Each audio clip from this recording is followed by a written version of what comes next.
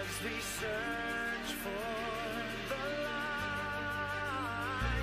in the dead of the night.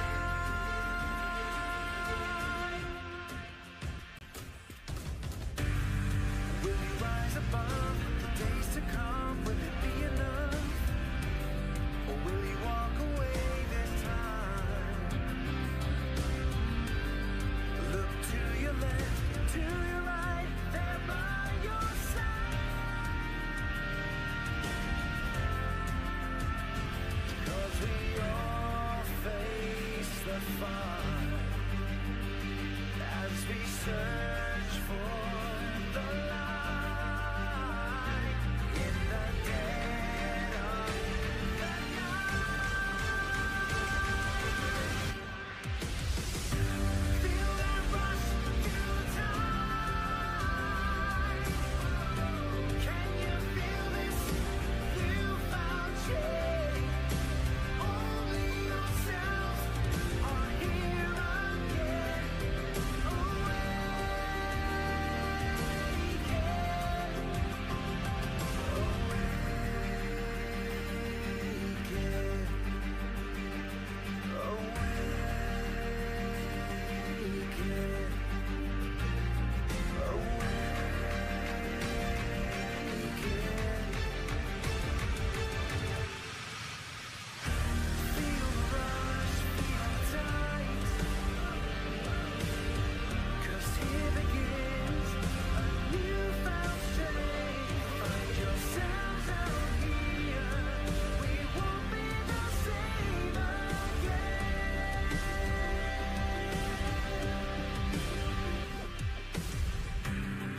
If you had it all, but you looked the fall in the eye,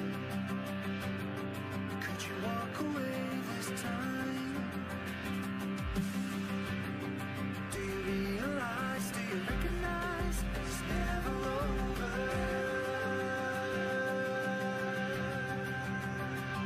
'Cause we all face the fire as we Hydra Esports, AMG Oracle, 2 teams, only one victor. Will Hydra dominate this series, or will Oracle come out swinging? You're watching SRG Serenity Gaming, the quarter-final!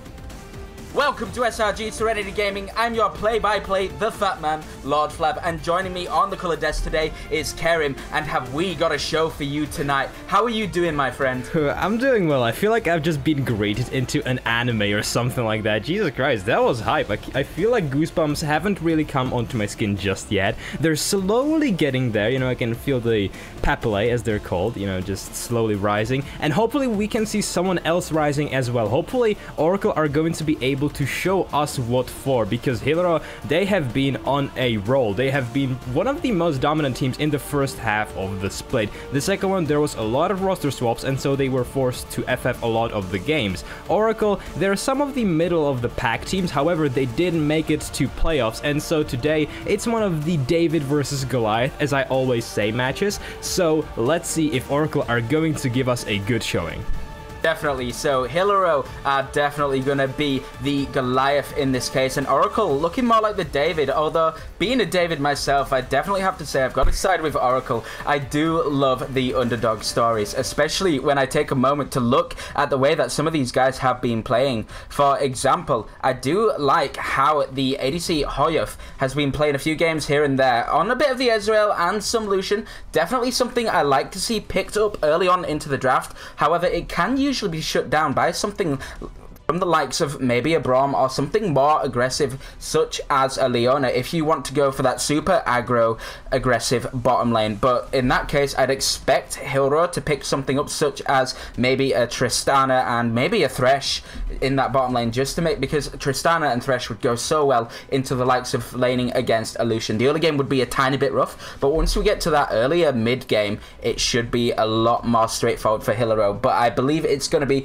a lot more down of who can do the macro play versus who can come out with the flashy outplays. It's almost as if we're going to get a rematch of what happened in the LEC or maybe more so of Worlds of last year. So if we take a moment to think about Fnatic at Worlds, every single lane they won, and it was purely based on outplays, even though they technically shouldn't have won half of those games or those lanes the way they did, but they literally just had their opponents inting a little bit, and they just completely outclassed them in every lane. So I'm curious to see if Hydra will do a bit of a Fnatic game today, like they've been doing throughout the rest of the split, you know, just outstyling their opponents in multiple different lanes, or whether Oracle will turn up with the solid macro, such as being the team that would be, for example, IG in the final, and it could be a cheeky, even though Oracle, I'm saying they are IG in this case, they're definitely actually at the disadvantage, but I'm assuming their macro should be a little bit more solid considering they've had a much longer time to synergize their team. Yeah, they have been playing together for a bit longer. Of course, Hydra, I mentioned that they were going through a lot of these roster swaps and roster changes. This is likely going to be the final form that we're going to see them achieve. Of course, Vand in Discord said that, assuming that they're going to be going into the semifinals and into the finals, well, he said that they are, but, you know, I'm just going to put the assuming word into his mouth and say that he's a bit more humble than he is.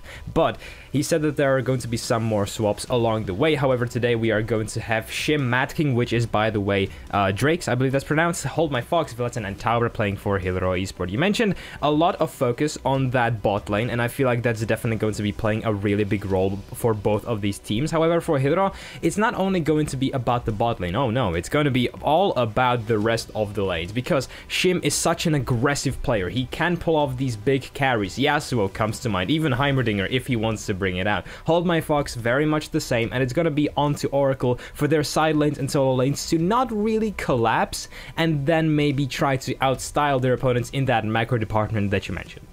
Definitely. Now, ladies and gentlemen, we are into the pick and ban stage of the game. So just a quick update for you, as you can see on your screens. Hydra have banned away Lucian, and KMG have decided to ban away the Morgana, which I think is quite a powerful pick at the moment. It's more so being more of a graphical change for the Morgana, just a little bit of tweaking in terms of her damage, but it's more so the visual effects that I've been seeing that have had so much of a dramatic change. And we're seeing Hydra come out with the ban of a Nico, and Nico is definitely a champion that I hate to see on the Rift at the moment. Although I do despise the Zoe even more, the Nico is definitely up there as another champion that I really despise, and I'm glad to see Hydra take it off the table, because you never know if it's going to be the Zoe in your lane or if it's actually going to be the jungler, and you're a little bit like, uh-oh, what am I going to do here?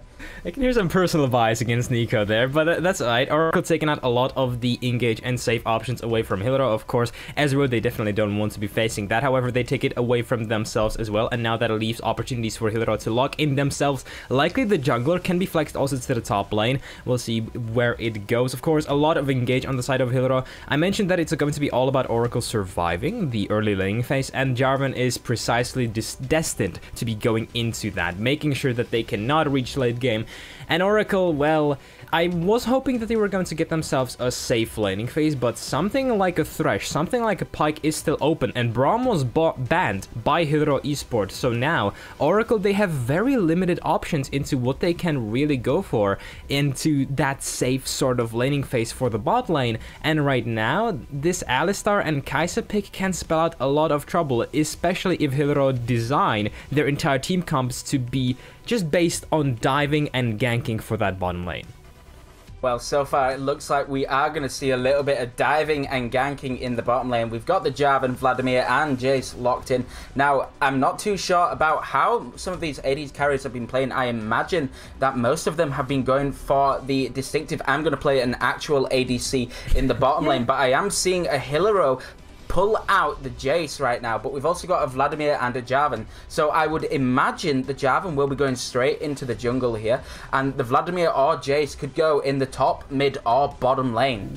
Yeah, definitely. However, these are technically flex picks. You can move all of these champions everywhere, and it would be playing into the cards of Hydra because they have a pretty unique playstyle where they pretty much are very flexible in terms of their draft. Every time I look at their draft, I really like it because it's so unique, and right now you are just seeing these flex picks, these bans, just making sure they get the lane that they want to. And right now they have such strong solo laners that it's going to be really difficult for Oracle to try try to do something. I'm expecting for them to pick something strong into that mid lane. I really want to see Hold My Fox being contested by Silent Knight. He does have those carries himself. He does play that Yasuo. Perhaps that Zoe can be a bit of a safer pick. Now, that ban isn't registered. I'm not sure what happened there.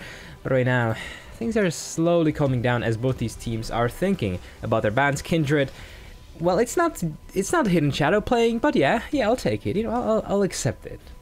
Yep, I can give you a little bit of confirmation that the Unshot ban right there is actually a Scion that has been banned.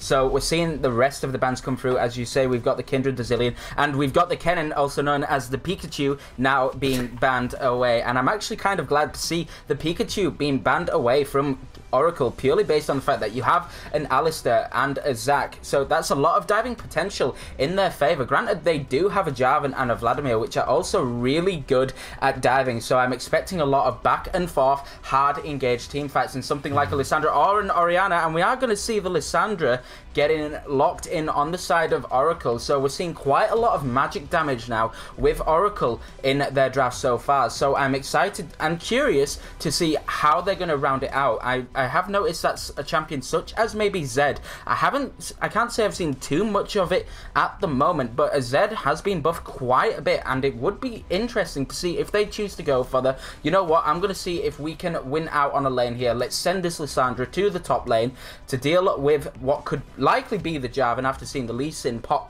picked up right there. So maybe something like the Zed in the mid lane could be a decent way to deal with a champion such as the Vladimir, who will try to harass you and sustain as much as possible. But if we can get to that level 6 point and it's fairly even, it would be good to see a Zed getting picked up.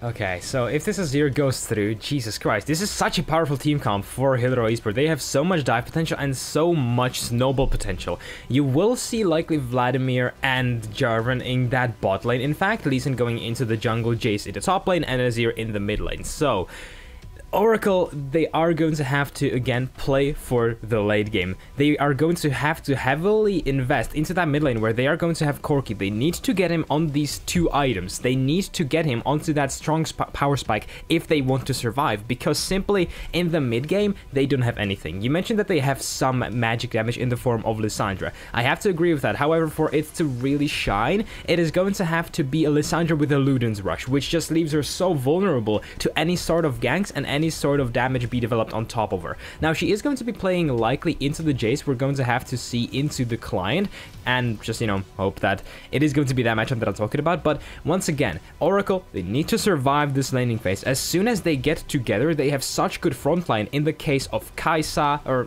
frontline, no, I'm talking about frontline of the Alistar, Zac, and Lissandra. So much pure potential, but Halo, there's going to be so much aggression coming from them. Even though the Azir pick doesn't necessarily tell you that it's going to be a lot of early game pressure, as soon as he hits that Emperor's Divide, as soon as he gets that level 6, he is going to be able to jump on top of Corki together in tandem with the Lee Sin, and they're going to be able to blow up anyone. The 2v2 or 3v3 on both these teams is going to be going into the hands of Hilaro. So, once again, if you see a lot of early game pressure from Hilaro, don't be surprised. And Oracle, they need backup plans to be stepping up a lot, getting good, what's it called? The good pathing, and making sure that they always know where Mad King or Drake's is, because if they don't, it's game over for them.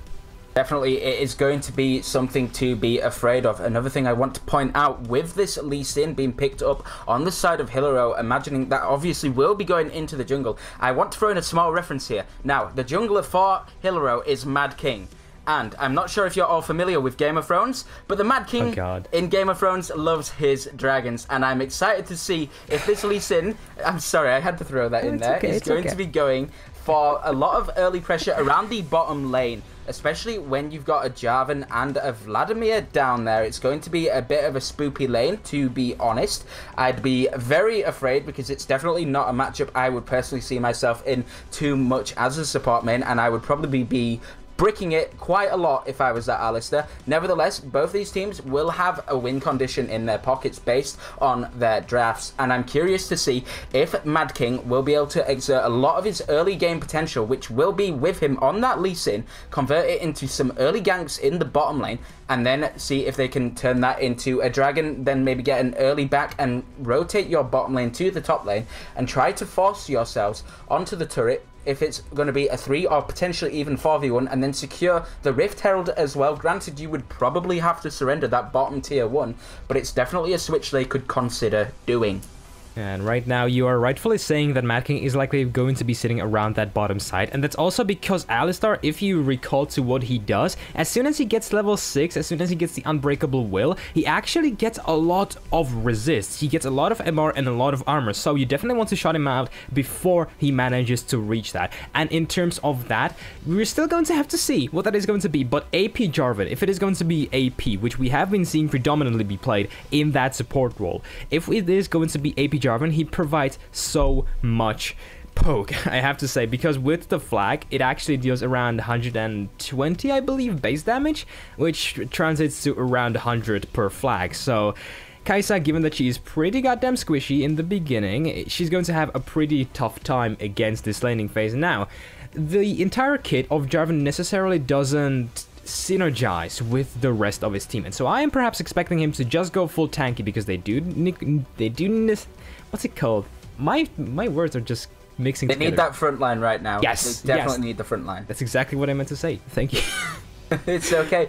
So, looking a little bit more, Hilaro obviously with the Jarvan, who is going to have to go fairly tanky just to try and make sure that he can be that frontliner for his team. However, at the same time, we could potentially see Mad King going to see if he can exert a lot of early game pressure, and once we get to that level 10, 11 mark, if we're not seeing Hilaro completely take over this game, I would much rather see him start to divert his build to something a lot more tanky, maybe something such as a Dead Man's Plate, which will give him a little bit of damage. Granted, Oracle have a lot of AP damage on their side, especially with the hybrid power from the Corki, from the Kai'Sa.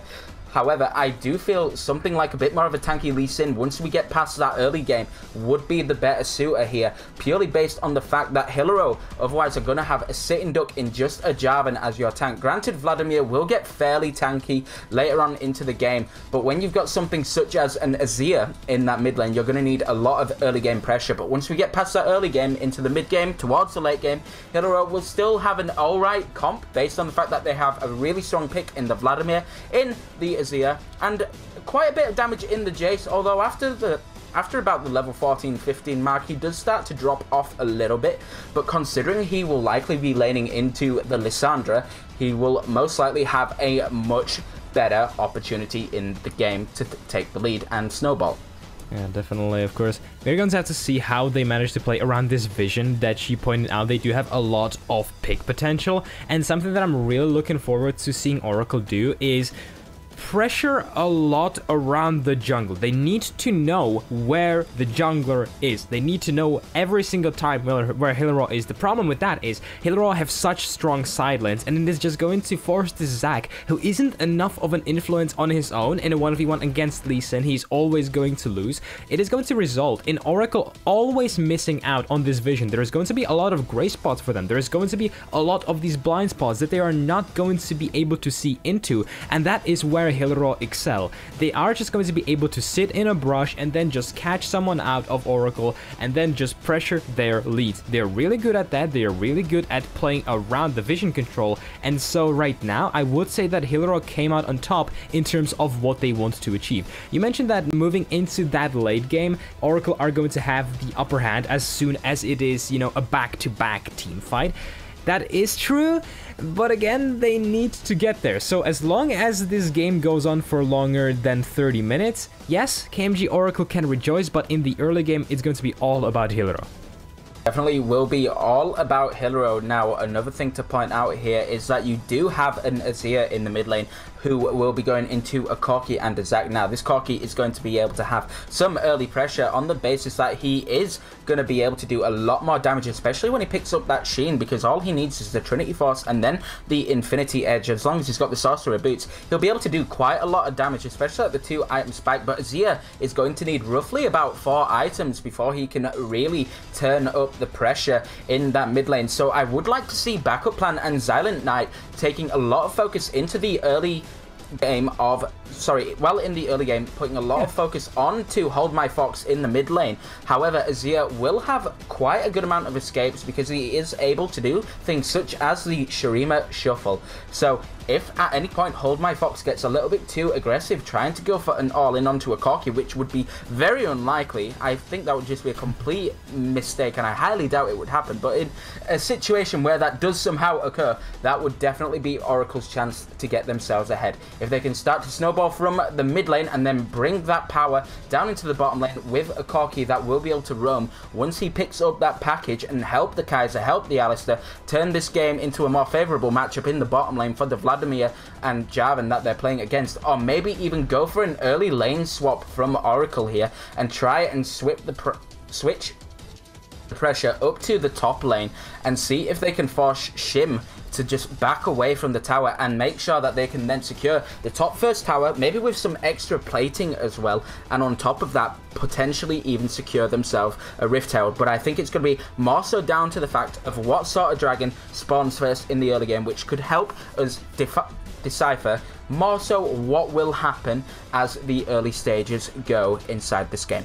I have to agree with you. Of course, I necessarily don't think that the rotations are going to play a really big role, because when you think about it, Lissandra into a Vladimir and Jarvan is going to die. She doesn't have a lot of reliable escapes, so I do believe that the lanes are still going to remain where they are, but you rightfully mentioned that it's going to depend a lot on the dragon, so we can expect some cross-map plays, but it's going to be a bit more reserved than it would be usually. Of course, ladies and gentlemen, thank you for sticking with us. We have to wait for the client to stop being a little insert something, and we're going to have to wait for the spectator delay. Now we can talk about the summoner spells a bit, because there is a lot of teleports on both sides. Now the one part of the map that I want to focus on a bit more in the terms of summoner pickups is that mid lane. You rightfully mentioned that it's going to be Hold My Fox likely playing a bit more behind, and if he ever overextends, he isn't going to have anything like the cleanse to run away from the slow that Corki is going to be able to give on top of him. And Zac, he loves playing around the mid lane. You said that it is going to be a lot of attention from backup plan into the Silent Knight's lane, and this pickup, it just synergizes perfectly. He has a lot of spots to jump into that mid lane from, and so I'm just expecting that the side lanes are going to have to toughen it out for a bit. Of course, Lissandra provides nice wave clear, and she isn't going to necessarily have a lot of damage with Jace poking her, because she does have a similar range. Kai'Sa and Alistar, they hopefully will be able to hold their own, but I am really afraid of that gank from Mad King in that... Mad King? Yes, Mad King in that bot lane, because if you are stunned up by Tauber and the Flagon Drag, you're essentially dead. There's going to be so much burst, because while Vladimir isn't necessarily the scariest early game champion, Lee Sin is. Lee Sin is definitely much more of a scary champion. Another thing I'd like to bring to our attention is Villadson on this Vladimir. Now, if there's one thing I've learned, especially in my lower elo solo queue, I'm not sure it will matter too much in this particular game, but one thing I have learned is once this Vladimir has just a single Ruby Kit Crystal and maybe a Doran Shield, he's very good at just sort of killing you under your tower at about level 4, which is a bit of a pain in the backside. Pretty sad time, but I like to think that's more so my own top laner being a little bit on the not so great side, which is why something like that would happen. Nevertheless, it's going to be a bit of a skill advantage over to Hillero based on their ranks, based on the fact that these guys are looking very, very strong and confident now that they're just going to have to work on their synergy potential and see, and if they can get that sorted out before we get into the finals, and if they can 2-0 in this game, it's going to be a very, very exciting one. Now, ladies and gentlemen, I do want to remind you all that after this game today, one of these teams will be playing against Topaz in the semi-finals, and I want your predictions in the chat right now. Is it going to be Hillrow Esports taking the win in Game 1, or is it going to be KMG Oracle, and why? Let us know in the chat, because that's what we want to know. Cast your votes right now, because I'm very excited to see what the overall result will be as we load up on into the Rift. And of course, this is going to be a best of 3, so it's not that's the worst end for Oracle if they lose that first one. I am still perhaps expecting them to maybe turn this game around, perhaps not in the first one, because as you said, it is going to be depending a lot on that Hillrow synergy, which they perhaps may not have right now. And KMG Oracle, they may have the upper hand in that regard. The problem with that is, right, Hillrow, they have these solo laners that are so good at accumulating the pressure and accumulating these points and leads, so they do not necessarily need all of that synergy. Their composition completely reflects that.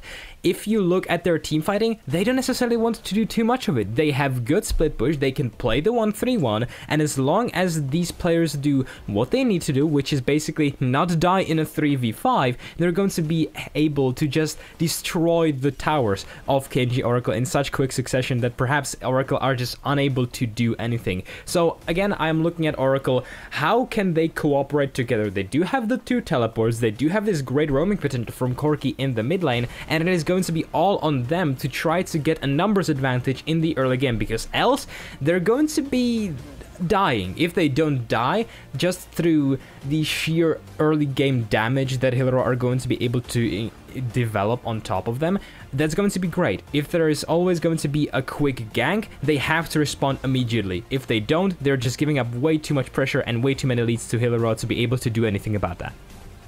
I think the overall message in this game right now is you want to be giving a lot of respect over to Hillrow in this early game as we take a chance to look at some of the summoners. Sorry, not the summoner spells, the runes, and I want to bring our attention down towards Torba in the bottom lane here that has gone for the summoner Aerie as well as the inspiration tree, so I imagine it will be more so an AP jab and going for that harass, especially with the flag being dropped onto your head. It's going to be pretty rough because that Kaiser is going to be incredibly squishy, so it's a little bit of a sad time. Nevertheless, I do feel at the same time, if Hillrow can be stopped in this early game and just hold themselves out when it comes down towards the mid game, that is when Oracle will really start to be able to turn up the pressure just a little bit, because you will have the items on the Corki that the Corki needs, and on top of that you're going to see this Kaiser coming in with a couple of items. I would hope that he's going to go for the more AD sort of build here, because if not, we're going to have a ridiculous amount of AP damage on the side of Oracle, and all these guys are going to have to do is just maybe get a Spirit's Visage on the likes of the Vladimir and something with a bit more magic resist, maybe the Jarvan for picking up a Stone Plate and Merc Treads early on into the game and making it really, really difficult for Oracle to be able to do some damage. So my initial hopes is that Hoff will be able to just go for that more AD dependent build, obviously picking up the Rage Blade as part of the core and seeing if they can get themselves an advantage. Of course, Kaiser is going to essentially have to build that AD, as you said. Now, ladies and gentlemen, we are on the Summoner's Rift, of course. Once again, I haven't seen too much hype being built in the chat, so please, guys, do post your predictions, who you think is going to take this first game, and possibly even the series if you want to accompany that with it. Now, we saw that KMG Oracle, they were a bit scared of an invade, and so they went into that blue buff brush. Not doing too much. Silent Knight, of course, is going to be able to put a ward into the Pixel brush in the top side river as well, so they don't lose out on anything. And right now, the teams, they give a leash. They give a nice leash. You know, they're really nice. Mad King, of course, starting at the enemy's red buff, which is pretty interesting. I do perhaps feel that he can go level 2 gank on this Lissandra if she isn't careful. She doesn't have a ward in that Tri-Brush, but it's going to be Mad King just roaming over to the river. And right now, backup plan, he knows that his red buff isn't up, and likely it is going to force him to set up that vertical jungling. Definitely. Now, I wouldn't be surprised if we see Mad King going down towards his red buff immediately, which is what he is choosing to do, because he wants to make sure that he'll be able to secure it, because Zac doesn't have the earliest of great clears, to be honest, and he's moving straight down towards his bottom side Scuttle Crab, and he is going to spot the Zac out here, and he's just going to have to surrender the Scuttle Crab, and likely going to have to surrender going in for the counter jungle and getting that red buff as well, unless he can path himself straight over to the blue buff now, just so that he can try and get the double blue buff on his side, even though Mad King will have two red buffs. If backup plan chooses to go for the invade now after seeing that Lee Sin doesn't have the blue buff, it would be a good way to go, and it looks like he's going to be doing just that, although he is very likely going to be spotted out on this ward as he goes for the Scuttle Crab. So this will be an alert for Mad King to start pathing back over towards his blue buff straight away to make sure that he can't stop backup plan from getting a double buff, and seeing if he can make sure that he can triple buff him the whole time. Such a smart pathing there from Mad King. Of course, Zac right now, given that he is doing that Skull Crab, he is unable to do anything about that CS differential that is going to be developed by Lee Sin. He is now going to that mid lane, however, where Hold My Fox has been able to accumulate a lot of pressure. Yeah, we have seen a gank right now, and he has been knocked up by the slingshot, but it's just a little bit of trading going on. Hold My Fox being very, very cool-tempered with his head right there, and holding on to his abilities, knowing it's not going to be too scary considering you've got a Corki that has no follow-up CC, just going to be looking to put down some damage, and is able to literally just take the hit and sort of back off a moment. And right now, of course, on the other side of the map, things are going as we expected. Space Viking not having too much trouble with just clearing out the the minion wave. Of course, Shim was forced to right now we are seeing engage straight in on the bottom lane right now. Sharp gets ignited, but so is Torba, and Tony's going to flash forward and secure the kill, but it is now a Vladimir versus an Alistar, and this is one that the Vladimir is definitely going to win. Now, unless this Alistar can knock him away, which he has just done. However, Villadson does still have the flash if he wants to go for it, but decides not to. A 1-for-1, more in favor of Hillero, but at the end of the day, it was Oracle that secured the first blood, and the first blood on an Alistar isn't the worst of first bloods if he chooses to put it towards moving for the boots of mobility, but instead he wants to get an extra stack for his relic, pick up the early boots, and see on his next back if he'll be able to get those boots of mobility and maybe consider going for a potential roam. However, a really crucial victory there for Hillero managing to get a kill onto that Vladimir. I'm holding my breath because backup plan is in that top lane. We are seeing some fun coming up right now as backup plan has joined the lane. He's got his slingshot, and Jim is able to just walk the other way, completely sidestep everything.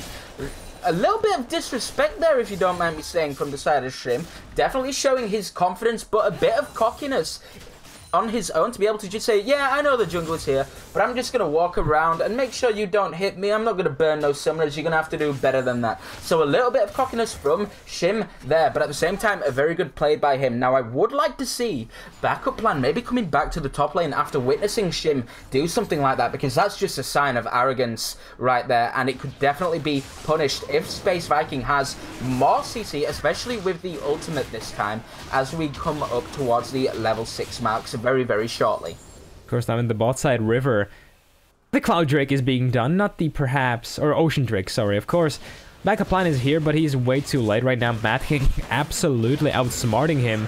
Backup plan now doesn't have the E to run away. Of course, he's able to just slowly shift and shuttle and just walk away. Of course, now a lot of these little wins, little objective wins, going into the pockets of Hero, mostly on the back of Mad King's pathing. Remember what he did in the first few levels. He completely outsmarted backup plan, I have to say. Now he is looking to affect the map more besides just shutting backup plan down by sitting here in that bottom side of the map. Likely looking to go for a nice little lane gank. Pink ward goes down. And well, Omega Ton and Hjorth completely have no idea that this Lee Sin is here. Right, so Torba getting very aggressive there, just trying to threaten Omegaton just a little bit, but Mad King is going to be able to move forward to this next bush and see if he can do a little bit of chilling, but no, instead he's just going to go for the reset, get some of his items. We're going to see Silent Knight going for a reset as well, just resets across the board, but at the moment, plan is going to be jumping straight forward here. He has managed to cut out, and that is an engage, rooted up and stunned up, and out. Omegaton is down instantly. Now, Villadson does still have his flash, which he is going to burn here. Omegaton, I don't think he'll have his combo up just in time, but at the same time we saw a trade go on in the mid lane, and it is going to be a 1-for-1 as Hold My Fox manages to make sure Silent Knight gets too far under the turret and has to take more than one turret shot there, and he also died with his summoner, so a little bit disrespectful, maybe underestimating the amount of damage or aggression from Silent Knight, but at the same time, it's still great to see a 1-for-1 coming out in the mid lane, especially from Hold My Fox, with the help of the tower shots right there. And really crucial now that KMG Oracle, they're not stepping back, they're just saying we want to go for these fights. Now, of course, in the bot lane, once again, Velton goes in.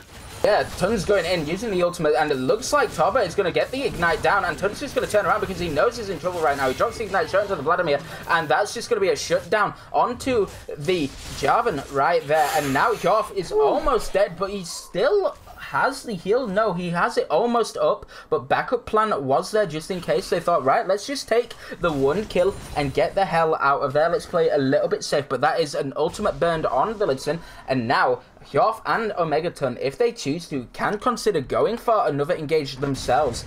Now that Hyof does have that BF sword and the pickaxe, it's going to be doing a lot of damage early on into this game, and I would like to see them try and force something in the bottom lane while they are going to have the summoner advantage. And well, that mistake made sure that they couldn't get the double kill onto Villets, and it's still 1 more kill because KMG Oracle, they overextended. They didn't pay enough attention to the fact that, well, the bot lane of Hillero, they still have damage. They just got cocky from that 1 play. Now, Omegaton, he got spotted by that Vision Ward in that river.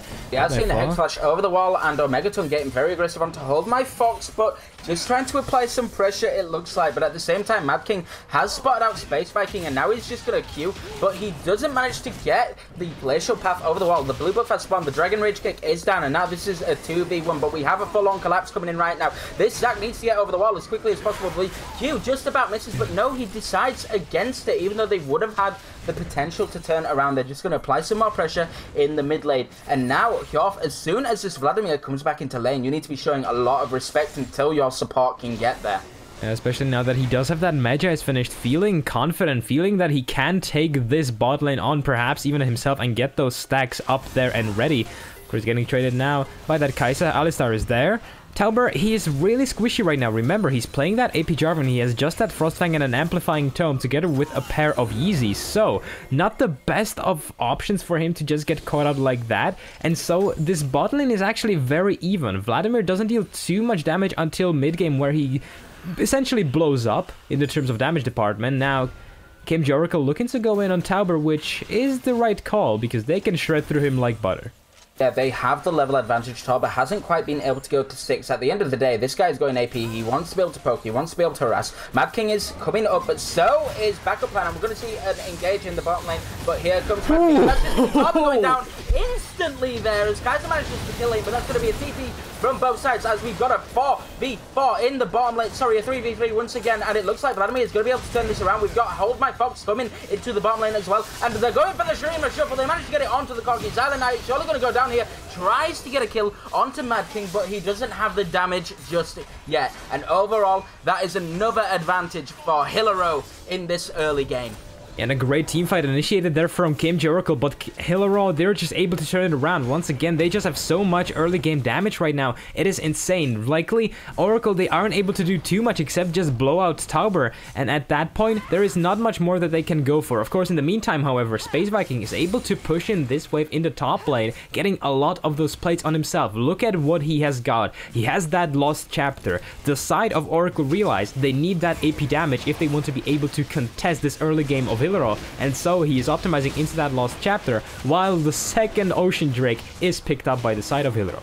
Now, Omegaton is going to spot this out, but the Pink Ward is going to deny the vision. He knows he can't do too much there, as the TP is burned from Villitson, just to make sure that it is going to be 3 people on this Dragon the whole time and make sure that their team are going to have the advantage. We're going to see a lot of damage going on to Space Viking in the top lane, and it's going to feel just a little bit rough for him as he has to back off. He does have the TP, but you want to be asking him if... Hold on, it looks like we're going to have a trade in the mid lane and in the bottom lane as well. Omegaton's getting very aggressive onto Villitson. He goes in with the headbutt pulverize. He almost has the stun. Kai'Sa doesn't quite have the ultimate, gets the ignite, and the Cataclysm goes down. Villitson is going to go down here. That's a shutdown, but Tauber now has no more escape tools other than his flash, and there goes the other passive proc, and it looks like Shim is going to be able to get some damage down in the top lane tower as well.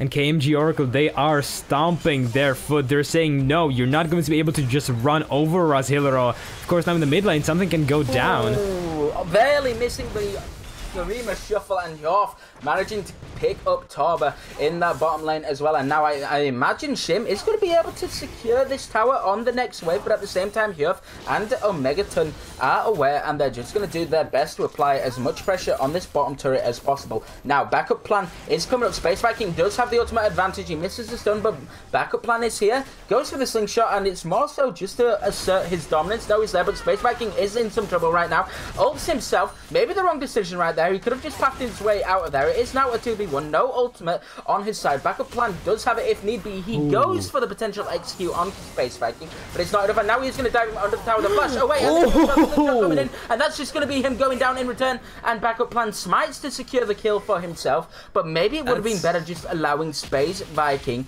to pick up that kill in return, as the turret was going to secure it. Yeah, that was very greedy from backup plan. They're securing that for himself. Now, in the meantime, Mad King is going to be able to just run over there, secure the first turret of the game for Hydra. However, I really like what KMG are doing. I mentioned that they are likely just going to be sitting back and waiting for the scaling to take place, but no, they're instead doing the opposite. They're instead going for these fights. They're utilizing that Tauber and Vilton are really squishy. They're utilizing that they have the advantage in the terms of team fight. They also have the advantage if they get the better numbers, and right now, in that bottom side river, Vilton gets knocked up, but, well, not much else comes around as the Rift Herald is slowly being secured. Once again, Omegaton just trying to assert just a little bit of dominance there against Vilton, saying to him, you know what, mate, if you want to stay around here, I'm going to beat you up. But Space Vikings considering going in onto the Herald. He manages to steal it without the smite, as it came out slightly too early from Mad King right there. Now Omegaton can't just get over the wall. He doesn't have the Flex Flash, but at the same time, they are able to catch out the Lee Sin here. It's just going to be a case of, is his mobility enough? He goes for the Dragon Rage kick, and we are going to see in the top side of the river as well, backup plan being caught out by Shim using the Aftershock. He is fairly tanky, but he's no longer the tanky guy he wants to be without that Aftershock. Shim is about to come up, but Omegaton and the rest of his guys are here, and he does manage to pop the passive, but Mad King is here as well. He's going to go for the secure kill because he was chilling, and it's not going to be enough as the Glacial Prison comes down once again, and the Cataclysm straight on the top. But we have an all-out fight at the moment, and it looks like Hilroy are slowly losing this, but no, here is Hold My Fox putting down a lot of damage on that as here. Two-man headbutt pulverized York is going in, and that's a Serema Shuffle, and there's going to be 2 kills going over to Hillero again. One Hold My Fox, and he goes for the flash with the Sand Soldier. And overall, while all that was going on, Vilton was chilling out in the bottom lane, managing to secure some damage on that plate for himself.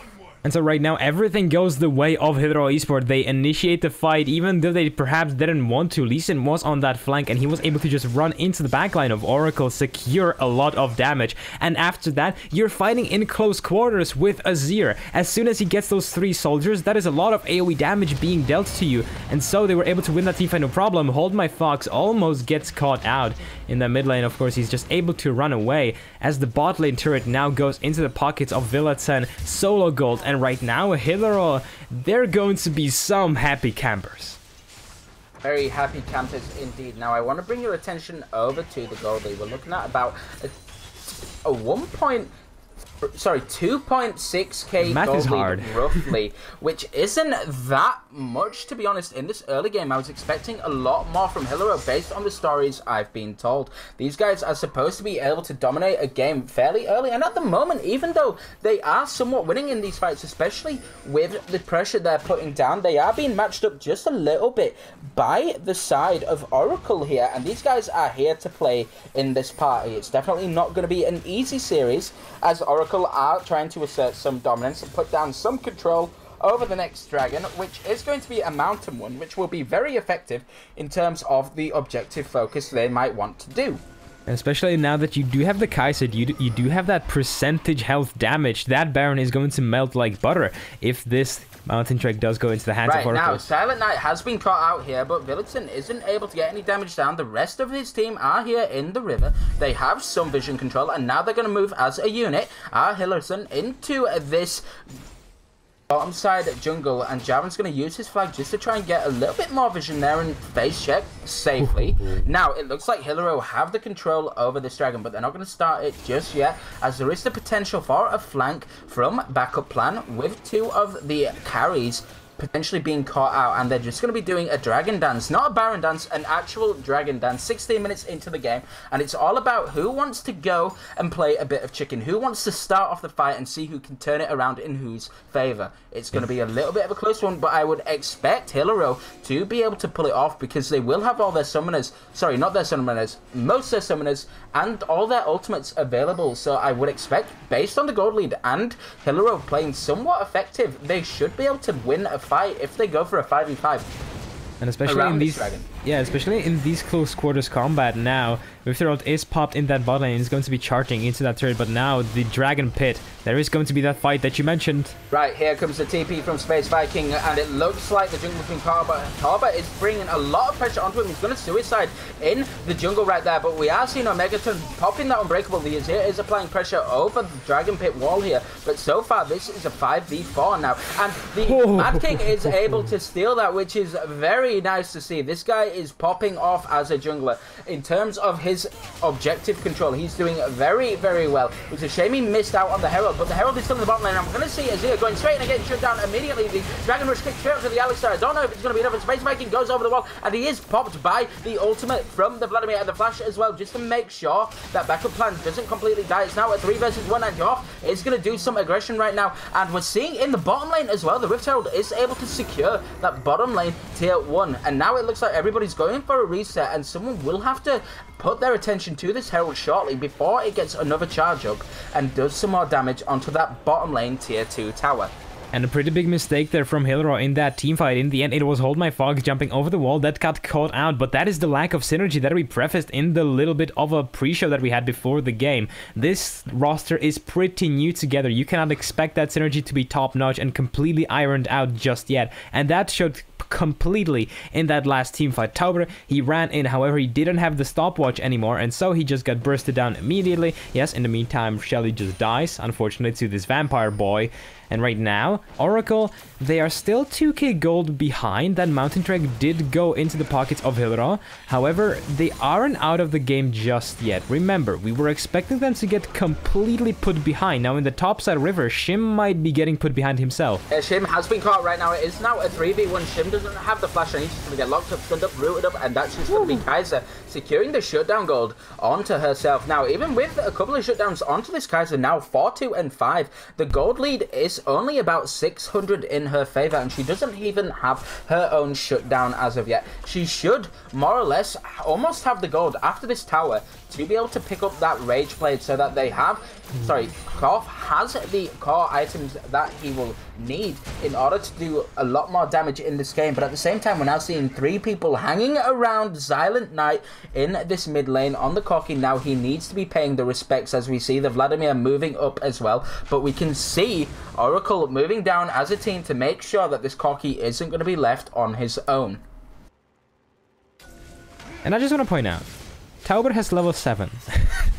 In comparison to anyone on the side of Oracle, he's going to be dealt so much damage simply because those base stats are not available for him just yet. He doesn't have those magic resists, but now going in the middle. Manages to catch up Silent Knight, and he is going to go down from the Lee Sin right there. Mad King going in with a very good play. We're seeing the TP coming out of Shim as well. They're going to be able to secure the tier 1 mid turret, and now it is a 5v4 with one of your key wave clear players down and out. You still have the Lissandra. You don't have a Baron buff on your side just yet, because we're only just 20 minutes into the game. The Baron buff has only just spawned, and now with this passive coming out with the Azir turret, and we're going to see the Flag and Dragon, the Cataclysm, and the Sarima double, and now they're all fighting under the turret, and it looks like Heroes are going to lose this fight. They got way too aggressive there. They went for the pick, and that is almost an ace. Only the Vladimir left arrive. They're going to have to be able to kill this Azir tower. But if they really want to, Mad King doesn't have much time left on his respawn. 20 seconds. It's not going to be enough to force the Baron straight out, but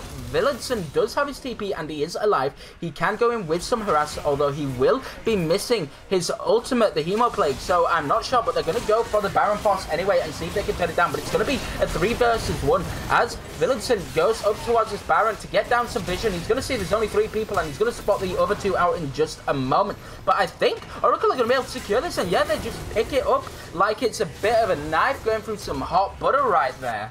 And I was really glad to see Hydra stepping up and taking these fights. That 1 kill in the mid lane was good of a start, but in the end, they got way too cocky. Tauber, once again, he does have the stopwatch, he does have the hourglass, but come on, if you're sitting under the turret, it deals so much damage if it's just left to free stack on you. And remember, you're not far ahead enough. Perhaps Hydra thought we've been this far ahead every single time we can go for these big balls plays, but right now, they're unable to do so. They're way too even with KMG Oracle, and they do have the inferior team fighting, so as soon as you see them going for a dive in a pure 4v5 essentially, or 5v4 what it was, they just got shredded instantly, and it resulted in a Baron buff for KMG Oracle, which is just so huge right now because you can have Spice Viking in that side lane pushing along. Of course, he doesn't have the TP, so it's not as big of a threat just yet, but a really huge victory for KMG Oracle nonetheless.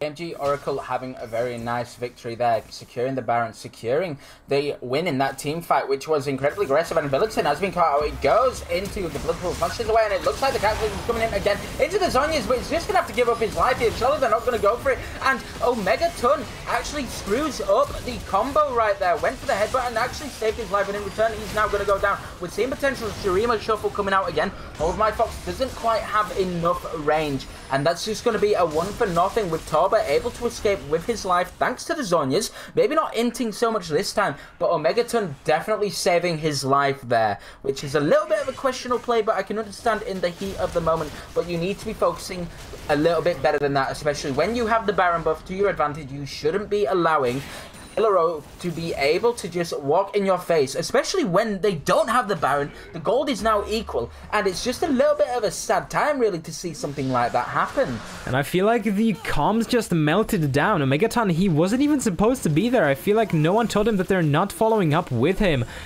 Of course. Okay. Hold My Fox is just able to back inside of that Pixel Brush, but now the side of KMG Oracle, they still do have the Baron buff. They are still able to push along. The side of Hydro, they don't really have that strong of a wave clear. They do have the inferior range on almost everyone except for Azir, who wasn't there until now. And so KMG Oracle, they're just 5-manning in that mid lane. They're taking those objectives, even though that was one botched up team fight. It wasn't just Omegaton dying, and it's nothing too much lost from them just yet, so they can still develop this pressure that they wanted.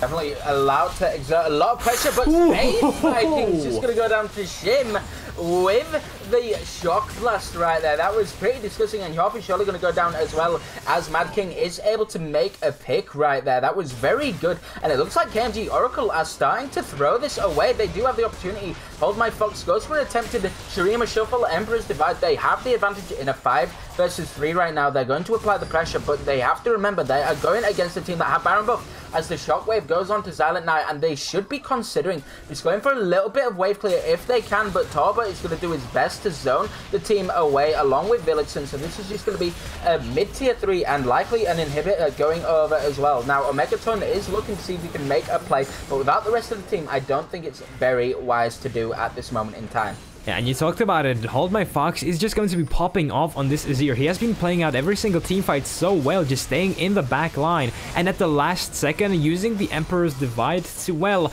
divide the team of KMG Oracle into nice little edible sections and just popping them together into his mouth. And okay, that got oddly specific. Regardless, yes, Azir is really strong, and he's going to get only stronger. Remember, until now, he's been sitting on just 2 items. He's going to get stronger as soon as this game develops, even past those 30 minutes. So, even in the late game, I said that it was going to be a KMG Oracle with the superior team fight. What I meant by that is the easier way to win it, because you still have that Azir who can jump into you and absolutely smash you. You do have the Jace right now doing a lot of poke, and so if Hydra keep on playing like this, they can definitely take this game even in the late game.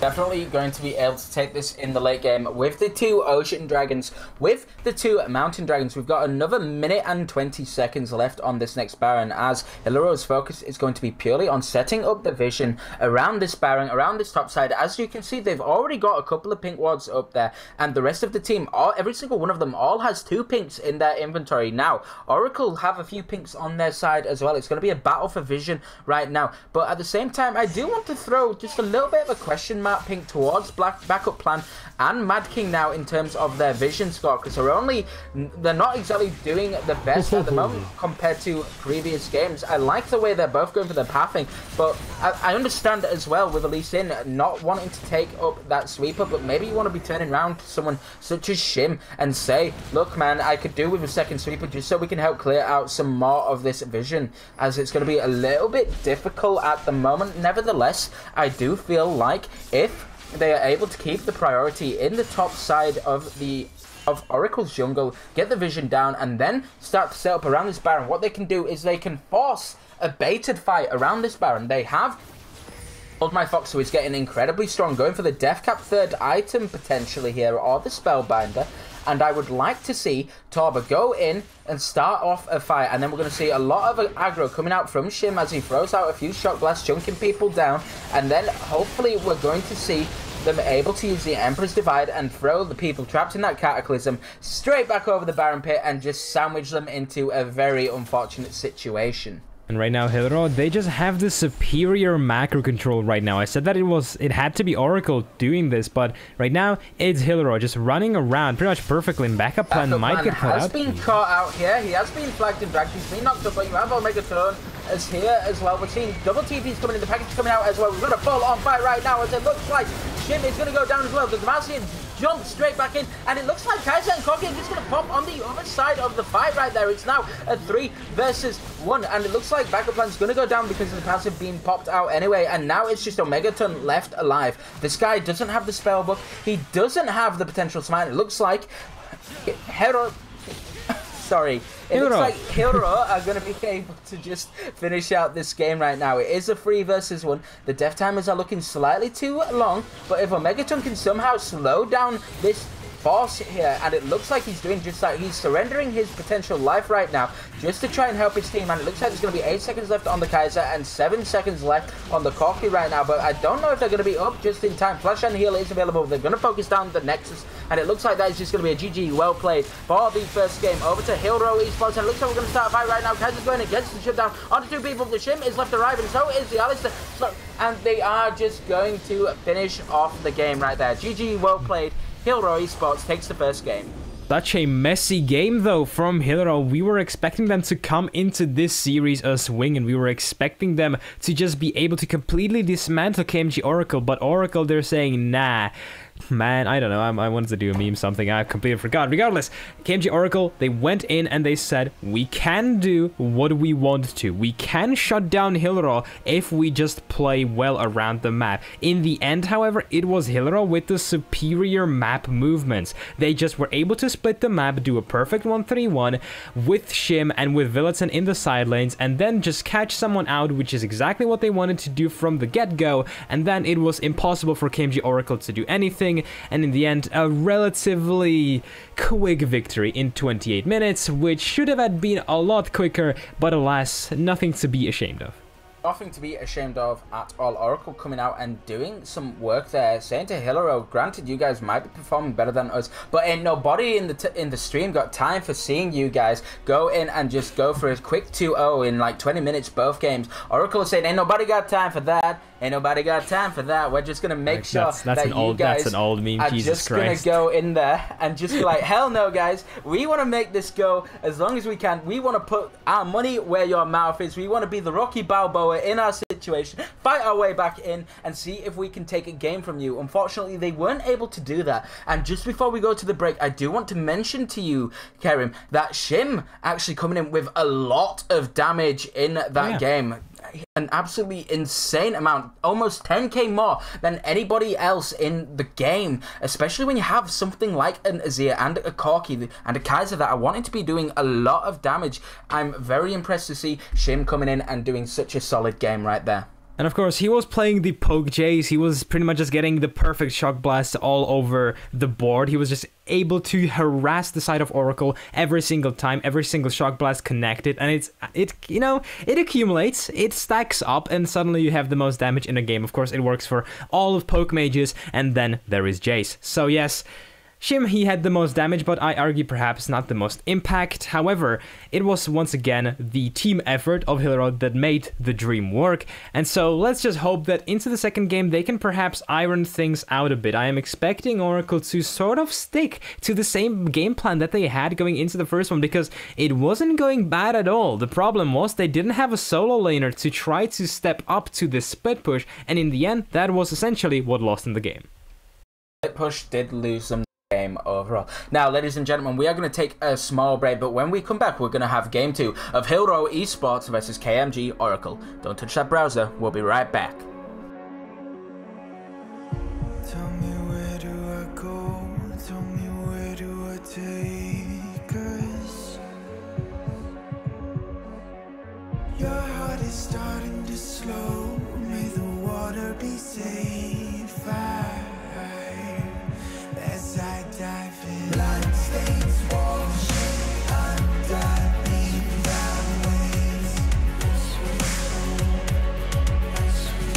I'll be reaching out to keep you safe. As we fall, I can't hold on much longer.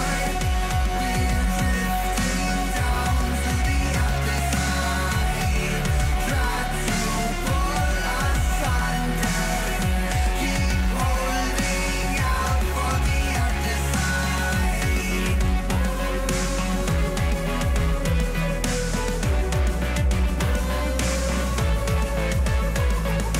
me, where do I go? Tell me, where do I take? Where do I go? Tell me, where do I take? Your heart is starting to slow. May the water be safe. Where do I go? Tell me, where do I go? Where do I go? Tell me, where do I take? Tell me, where do I go? Tell me, where do I take? Your heart is starting to slow. May the water be safe.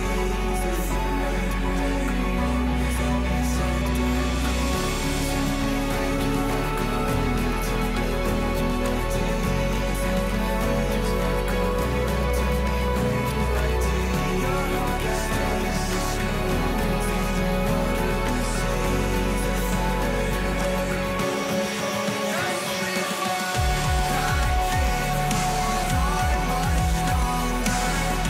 We're drifting down to the other side. Try to pull us under. Keep holding out for the other side.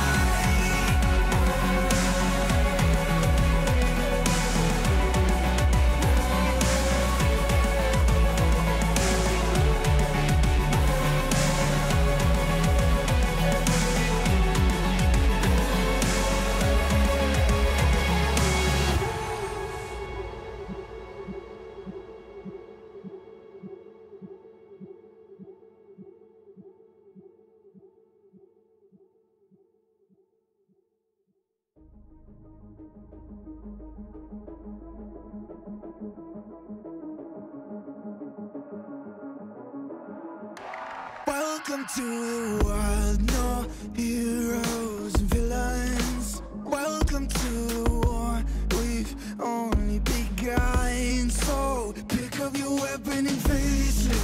There's blood on the ground, go and take it. You get one shot to make it out alive. So higher and higher you chase it.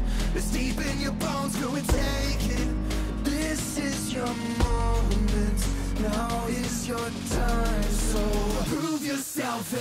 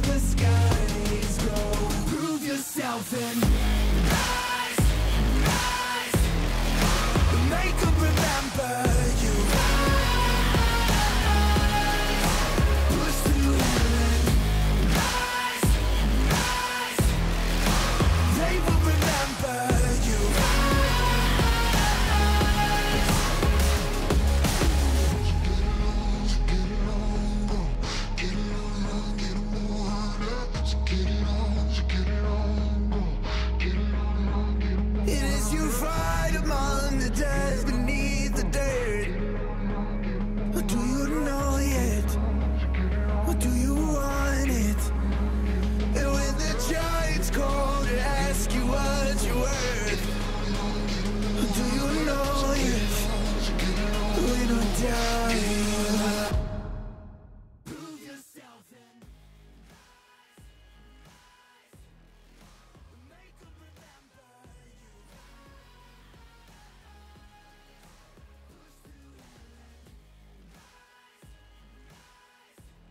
Righty-o, there we go. A technical error on my part straight away there. Forgetting that I had the microphone completely muted. What a way to start off this second game we are, Kerem. Already coming in with my own bronze plays as a caster right there. So, straight up, how are we feeling about this second game? Well, how are we feeling? I mean, I actually didn't expect Oracle to be performing as well as they did in the first one, so from my side, I was pleasantly surprised. In the end, however, it all boiled down to Hydra once again just playing better to their win conditions and Oracle unable to focus on the individual members. They were unable to catch anyone out, even though they had a lot of engage. They were unable to press their advantages as well as Hydra, and so it just still showed me that Hydra are the better team, at least right now. We're still going to have to see what the second game holds for us, but from that first game, mixed bag, I'm going to say, you know. Good parts from Oracle, bad parts from Oracle, but also a lot of bad aspects from Hydra. Getting caught out like that should not be a thing if you are one of the teams vying, vying for that finalist spot.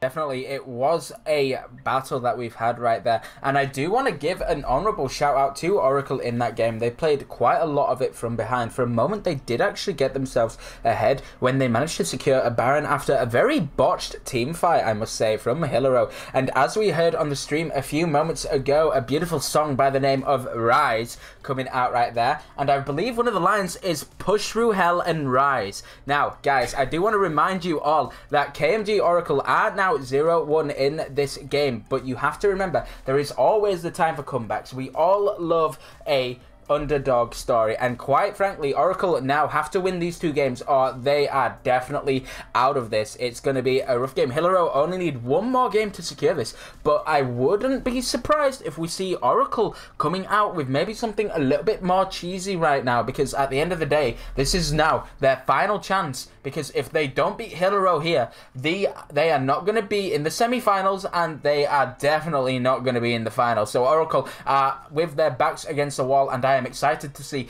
if they are able to say, all right, Hydra, that's it. Let's pull out the big guns. I want to see some giant cannons, maybe even a Jinx with a super mega death rocket being fired right at your face. Hydra, we're coming for you, and Oracle are going to do their best to see if they can bring it back.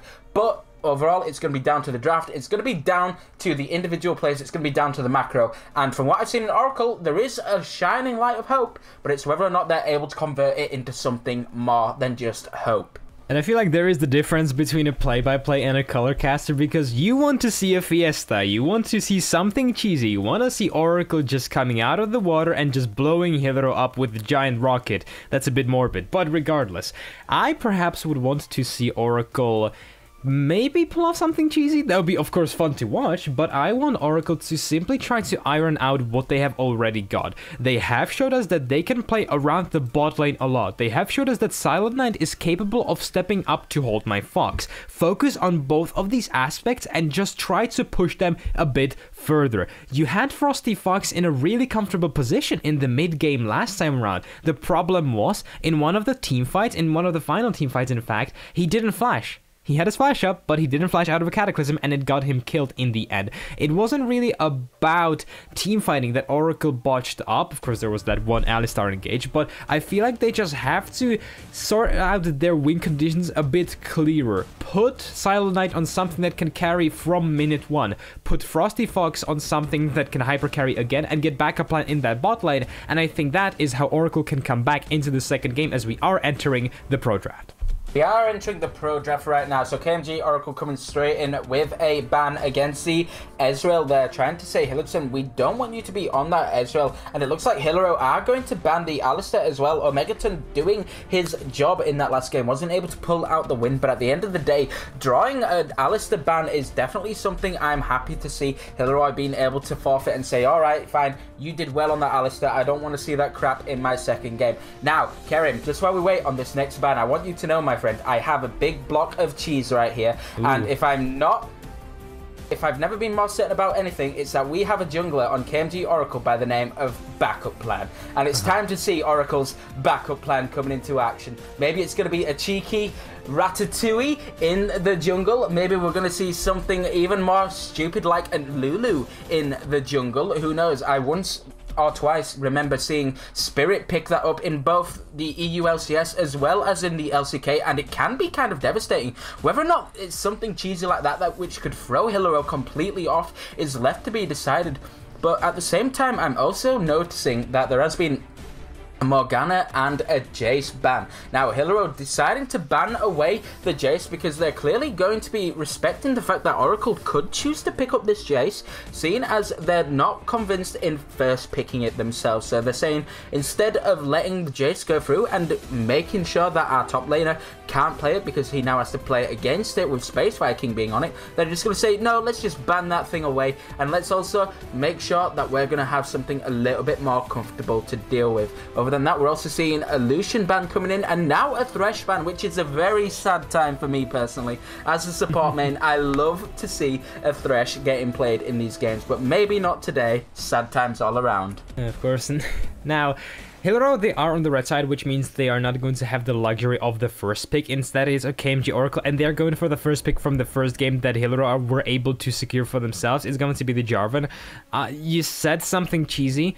I mean, it could be the AP Jarvan, similarly to what we saw in the first game. I am perhaps hoping that it's going to be in the jungle because it would be sitting with the backup plan style of gameplay. However, Hillero, they're countering Skarner. He actually got a pretty significant buff on this patch because now his spires are not visible on the map, and they also reveal a bigger target area of a map. So, pretty strong jungler, and it can play to Hillero's win conditions once again, especially if something like an Irelia gets locked in. We can expect a strong solo lane that gets just snowballed out of control. Snowballing is the word, and speaking of snowballs, I'm seeing a Galio throw a wind wall out, well, a wind rush out there, but it looks like two giant snowballs sort of curving round and hitting you in the face, especially depending on what sort of skin you go for. Now, I do like the adaptation that we're seeing here from both Oracle and Hillero. Hillero obviously not able to have the first pick this time, being on the red side, so they have had the jab and picked away from him, and we're going to see a Veigar coming into the mix, and this is more the sort of thing I want to see. It looks like it's going to be going on to either Frosty Fox or the AD carry. Oh wait, sorry.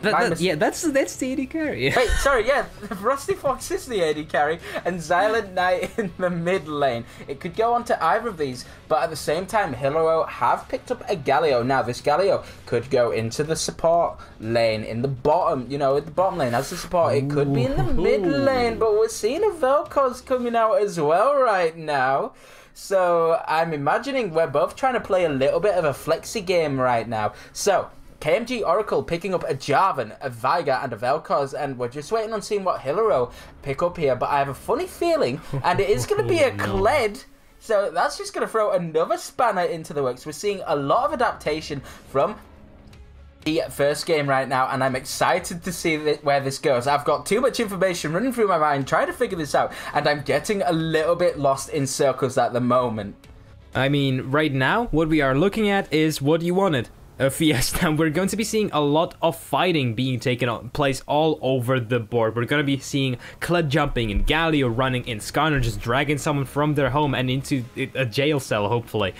And on the other hand, you have Veigar and Vel'Koz. Once again, champions that can teamfight really well. A lot of chain CC on the side of Oracle as well as Hillero. So what you will expect these teams to do is just both just clumping together, right? Just clumping together. Perhaps less with the Galio, but, you know, in the end, they're still going to be together and just running at each other, just bashing each other in the face. And I feel like that is going to be the name of the story for both of these teams. Of course, we still have to wait for the rest of this draft to go through. So, Janna Syndra taken out of the board. Oracle, they still want a relatively secure mid lane matchup, so it makes sense that they take something like that Syndra away. Of course, not that big of a flex pick. Technically, you can put Veigar and Vel'Koz into a bot lane, which would be Jesus Christ, that would be nasty. Also, yes, once again, the ban isn't locked in. We'll have to wait for the team to tell us what it is. And right now, the first pick of the second rotation laying on Hilaro's back. Hilaro coming in with the first pick on the second rotation. I do believe it was a Karma hovered last second, but I believe it timed out. I won't go in and lock in and say that is what they went for the ban there, but I do believe that could have been a good possibility. So I am curious to see how this is going to go. I'm not 100% certain on the way they're going with this draft at the moment. From the side of Oracle, we could potentially see some cheesy stuff of Veigar Vel'Koz in the bottom lane, as well as taking that Jarvan 4 away from Mad King, away from the support as well, Torba right there, who is going to be having to think about what am I going to do. I imagine it will be a Galio support, and I do like the decision right there from KMG Oracle to pick up a Nocturne. So that is going to suggest to them that this could, if you've ever seen the EU LCS as it was formerly known, we did see a game of Nocturne mid, and I'm sure some of you that saw that game did see that, but I highly doubt it will be a Nocturne mid in this case, although it would be fun to see a Jarvan in the top lane or the jungle, as well as a Nocturne diving in, and it would be nice for something like a Galio to join that mix, but it's not going to be, and we're going to see a Zoe locked in as well. So just as I'd hoped for, I wanted a Clown Fiesta. I don't know if you guys did, but I certainly did, and it looks like I'm going to get the wish as my desire right now. I'm so excited for this game, and I'm a little bit unsure about where some of these guys are going to be going, if I'm completely honest. So it is going to be Veigar Vel'Koz bot lane, Zoe in the mid lane, and Nocturne jungle as well as Jarvan top for Oracle. Hydra, they're likely going to have Kled in that top lane, Ryze mid, Galio support, Tristana AD carry, and Skarner in the jungle. That's where I think they're going to go, but man, I am so excited for this game to envelop, because you will have a lot of team fighting from Oracle. However, you have a lot of cross-map setup.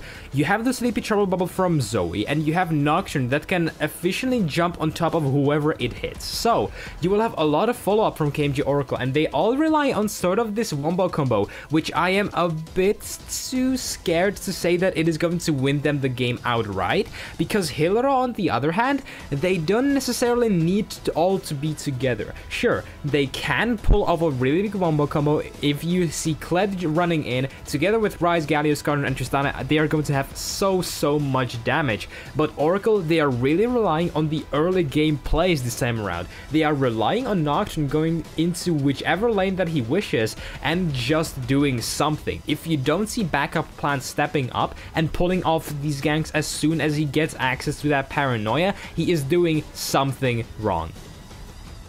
This Nocturne is going to be doing his best to see if he can get on the backsides of anyone in Hilaro. Most specifically, I would like to see him diving onto Villadson, who will likely be playing this Tristana, as he is the AD carry, of course, or maybe diving onto the Ryze, Hold My Fox in the mid lane early on, because Ryze doesn't have the most damage on his first base or second base. He needs to get that tier stacked up. Granted, he gets more ability power as the mana scales up on his side, so he's a constantly scaling champion, but at the same time, I do like the early game from Oracle so much more here.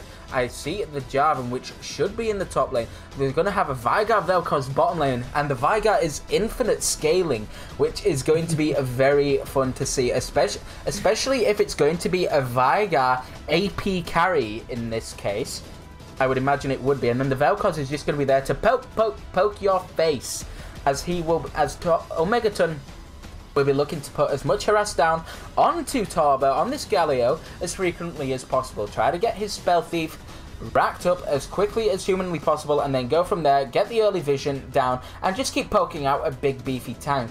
However, it would not surprise me if I see Torba putting a couple more points into this W early on, just to help him with that ability power shield that he will have, which should help him negate a lot of AP damage. In fact, it could potentially even be maxed up first if he wants to go purely on CC and not focus about trying to fight back in terms of trading in the bottom lane. Either way works, but personally I want to see Torba maxing this W, making sure he's got more survivability, and definitely going to be able to help his team with an engage as we go now in towards the end of the champion select and towards that 3-minute spectator delay. I think we can take an opportunity to discuss more in depth depth about how some of these lanes are probably going to go. Okay, so we can go into these individual lanes if you would like. So the bot lane, you mentioned that, well, it's gonna be Veigar Vel'Koz, or well, I mentioned it, but you know, superior analyst, we're all used to that. It's gonna be playing into Tristana Galio. You mentioned that Galio can max the W second. That is very possible, but I do believe that he can still look to poke back maybe a tiny bit, even though he is going to get outranged by the Vel'Koz. However, perhaps instead of looking at these lanes themselves, before the series actually started, I said that it's going to be all about Hilro's laners and trying to get themselves ahead their own way. But this time around, I am really looking forward to seeing Mad King and how he is going to be able to affect the maps, because he is going to be on this Skarner. If he goes into that bot lane, Veigar and Vel'Koz, they are so squishy, and the only way of getting away is a flash. That's why you see this Vel'Koz picking up Cleanse. They realize that if Skarner gets in that bot lane, they are dead. And so, that is actually going to sway them away from trying to just completely push this Tristana under her turret, and they are going to still have to respect Mad King a lot. So, an omega ton of weight, you could say, on his back. Is that a Kled mid? That is a Kled mid. That is a Kled mid. Okay. I'm sorry, I was expecting a Rise mid there. I mean, I was as well. Okay, so I do have a small theory behind this. You see, now when Kled does have his assistants coming in with the passive, with the extra Raptor, I can't remember his name, a hand in the laning. When he gets down low, he manages to stack up his passive, and then it comes running out to save his backside. This could be useful in the early stages of the game, especially dealing with Zoe that's going to be looking to poke the hell out of you. And now, if I'm not mistaken, Kled is very good into a lot of mages, and I'm starting to like Hilro's draft even more now, throwing the Rise into the top lane, into the Jarvan. We have seen this a long time ago in some professional play, and 9 times out of 10, if the Jarvan didn't manage to do a lot of damage in terms of roaming and working with the jungler so sufficiently and trying to help snowball the mid and bottom lane, but having to sacrifice some of his lane in the top lane, unless he is willing to do that, it's going to be fairly close, and I do believe that Shim will definitely take the lead in this 1v1 matchup. He will have the damage and overall range advantage into Space Viking, as long as Shim doesn't get so cocky early into the game, as we previously saw when he was being ganked by backup plan on Zac. It's now going to be a Nocturne that's going to be fearing and slowing and killing you, with a Jarvan knocking up and locking you down inside a Cataclysm. So I'm very curious to see how this is going to go. Yeah, and especially we're going to have to see what Space Viking decides to go for in terms of runes, because he can go both for Airy as well as something like an Aftershock, depending on if he wants to bullish him out himself or if he wants to play more around the team. Backup plan, he is likely going to be playing around this top lane. However, he is going to have to dedicate a lot of resources into mid as well, because he mentioned that Kled is a really good pick into most of these mages, and that is because Zoe doesn't have any sense of escape outside of her flash. She's also running the Ignite, so there is no cleanse for her to even try to run away from it. There is an aggressive summoner spell, so I am expecting that Silena is going to be working with backup plan a lot, because if they don't work in tandem, Hold My Fox is going to be just able to run through Zoe, and after that roam over to the sides of the map into side lanes, and after that it just opens up the map so much for Hilro. So at this point, Oracle, they really are looking to shut down Hilro in the beginning. They weren't looking to do it last time around, so it is a different condition for them this time. So let's see how they're going to be able to play to their win conditions as we slowly but surely load into Summoner's Rift. Yeah, we are very slowly going to load up into Summoner's Rift, and this gives us an opportunity to look at some of the runes as we go actually more or less straight into the game. Now, another thing I want to mention about this Zoe versus Kled matchup is that Kled, if he gets hit by that sleepy trouble bubble, you can bet your bottom dollar that he isn't going to be going to sleep if he wants to go for an all-in himself, because all he has to do is turn around and say, "Charge!" as he then negates the whole point of this sleep ability. Sorry, this sleep disadvantage, as if you use charge, you're basically unstoppable. You're not going to fall asleep anytime soon when you use your ultimate to stop yourself falling asleep, and I'm excited to see if he uses that in this game to maybe go for a straight 1v1 outplay. You can definitely try to go for these plays, of course. We are now sitting comfortably inside of League of Legos, of course. Hydra Esport, they're doing what they did last time around, just setting themselves up in a nice horizontal line. How quaint. How lovely to see them do it once again. Now, Hold My Fox in that topside river, though, getting the gauge up on. We're seeing a flash straight away from Hold My Fox, trying to be a little bit cocky there, getting aggressive, but a clear response coming out from... Sorry, I've completely lost the name of the teams right now. Oracle, I suppose. Oracle. Yes. Sorry, my complete mistake. This is absolutely terrible from me in this game. So, No worries, Oracle just thinking to themselves, you know what? We can see what you want to do here, so we're going to find a way to say, hell no, you ain't doing any of that cheeky crap when we're around this time. We got the numbers advantage. We're going to burn your flash, and now, Hold My Fox, without this flash, early on into the game, Silent Killer will have the Sleepy Trouble bubble before Charge will be available at level 6, and this is a chance for backup plan and Silent Knight to be able to get themselves ahead in this mid lane. Yeah, I'm expecting for that Nocturne to run over to mid lane, especially before level 6. After that point, he can look to pressure the top lane as well as possibly bot lane. But before that, he definitely has to put a lot of attention to this Zoe, especially now that, as you mentioned, this Kite is going to be pretty damn vulnerable, of course. A point to mention, Villeton and Tauber were able to deny that Pixel Brush ward in that bot side river. So, it is going to open up this bot side river for both of these junglers. However, they're just pathing around it. Mad King, of course, starting on that red buff of his. So right now, junglers paying some respect towards one another as backup plan slowly but surely roams around and over to Wraiths. How lovely.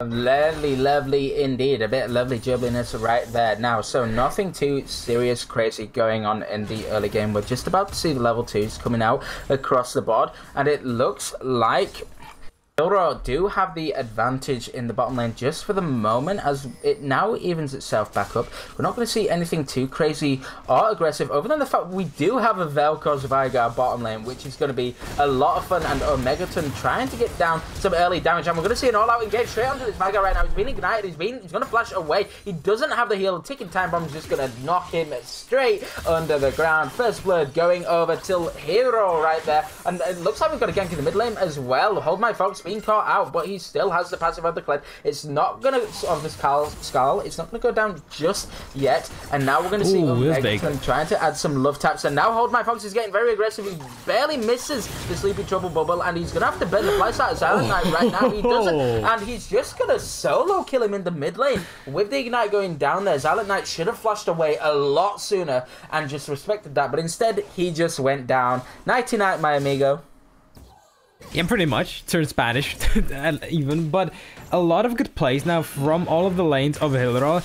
On the bot lane, they pretty much perfectly utilized level 2. I'm not gonna let myself talk as in the mid lane. Backup plan is fighting Hold My Fox. Yeah, there is going to be a little bit of aggression going on right now. Hold My Fox is low, but he has Skull on his backside right there. So this is going to be just a little bit of cheeky taunting coming out from Hold My Fox. He wants to clear this wave and see if he can get himself off to a good reset. Silent Knight has managed to pick up an extra Ignite, but I don't think he's going to try to go for anything too flashy. Surely this should just be Hold My Fox looking to see if he can get a little bit more farm, go for a reset, and then pick up an item. I would not be surprised if he went for an early Hex Drinker in this game.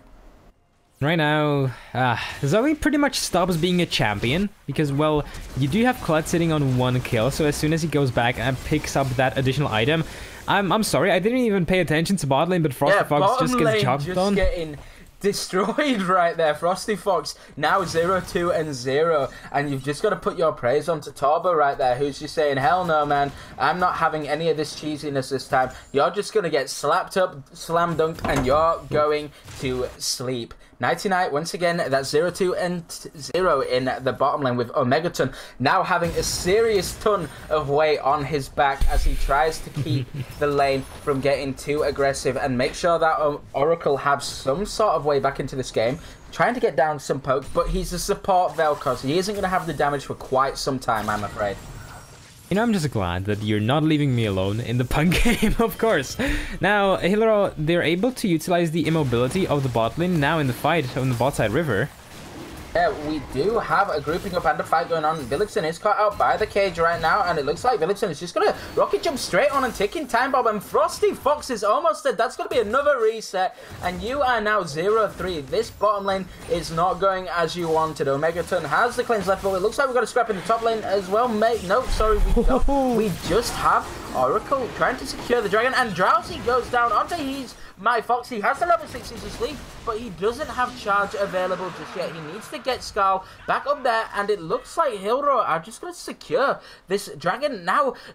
5-0 in this game, and it is not looking good for the side of Oracle, who were off to a much better start in game 1. They're not looking as strong in game 2, especially with their cheesy picks. Yeah, and Hydra, they're showing why they are the more dominant team. They're perfectly utilizing the little micro interactions that they were expecting on the bot lane. They're super immobile. Veigar, Vel'Koz, nothing that they can do. And while Vel'Koz may have the cleanse, well, Frosty Fox doesn't, and that is why he is on that 0-3 score right now. Of course, he does have the infinite scaling, but it's not exactly going to help you when you're playing into a 3-0 Tristana who has been able to pick up a BF sword and a pickaxe in this early laning phase. Right now, Oracle, they're going to have such a tough time because Hold My Fox has that level 6. He does access to charge, and now he can look to affect the map or just run the Zoe down. So Hydra, they're going to have a completely uncontested reign over the Summoner's Rift. Definitely. Now, Shim is getting a little bit low there. Space Viking does have the Flash, the Flag and Drag, and the Cataclysm all available. At the same time, we do have the Escape from the Realm Warp available on Shim. But with no jungler presence and Shim being down to teleport, I'm seeing him look to just try and scale up a little bit more with the Tear of the Goddess right there. Try and clear the wave and just make sure it's not safe. But it looks like Viking's going to get aggressive anyway. Try to chuck him down just a little bit more. We are going to see the Arcane Mastery. Sorry, not the it is the Arcane Mastery, I believe. That's part of the passive for the shield passive? right Yes. there. So that will be very useful, and it looks like we're going to see a Predator coming out on the Skarner right now, and the charge at the same time. Flash and the ultimate straight asleep, but I don't know if it's going to be enough, as Zoe managed to pick up a Flash, and now we've got the Vel'Koz in this lane as well, but Hold My Fox is QB winning, and that's going to be a stun into a cleansing. Pledge manages to secure a kill right there. It's now a 2v2, so it's down now. It's going to be a Drowsy, and that's surely... No, the passive comes out, and he manages to avoid the Paddle Star, but it's not enough, and that's going to be 2 kills going back over in favor of Oracle right there. But I'm not sure if it's going to be that worthwhile, as Hydra just completely destroyed this bottom lane. 0, 3 and 0. They have complete priority here. They've cleared an additional wave, and this should be solo gold and a full tower just going over at 8 minutes into the game. But it looks like they want to try and force a fight, and they are going to do just that. Head Splash not able to connect, but Frosty Fox chunked down, and that's just going to be a ticking time bomb, and Omegaton's going to follow as well. This bot lane is over. Guys, you want to get yourself out of there. Just go top lane now, because if you stay any longer, you're just going to keep dying, and there's physically nothing you can do. Yeah, it's pretty much over for Frosty Fox right now. He is 0-4. In the mid lane, sure, Hold My Fox was unable to hold onto his life, and Mad King also succumbed to his injuries of being a legacy owner, or dynasty owner. Yes, that's the king. But now, well, everything is still going in Hydra's favor. Sure, they overstepped in the mid lane, but they're still going to be really happy with how this early game has been going. This is just abuse right here. This is a sad time. This is so sad. You're dead again, my friend. I'm so sorry. This is abuse. Call the police. We're going to see the paranoia coming in as well. And now Villickson has to flash and heal away, but it's not going to be enough. Backup plan. This backup plan is not working at the moment, and now we've got Hold My Fox in the bottom lane. Call the police, guys, because it looks like Hydra are just abusing the hell out of Oracle in this game. I mean, Tristana is on 7-0. She's able to pick up that Infinity Edge and Berserker's Griefs immediately from that bag. That is just disgusting. The only lane that isn't really going in Hydra's favor is surprisingly mid lane as well as top lane. But now Mad King is there looking to turn the favors around. He does have that Predator. Space Viking doesn't know about him just yet, and he's going in. Yeah, he's going in, but the flag and drag coming out straight away, just to say, no, mate, this ain't happening.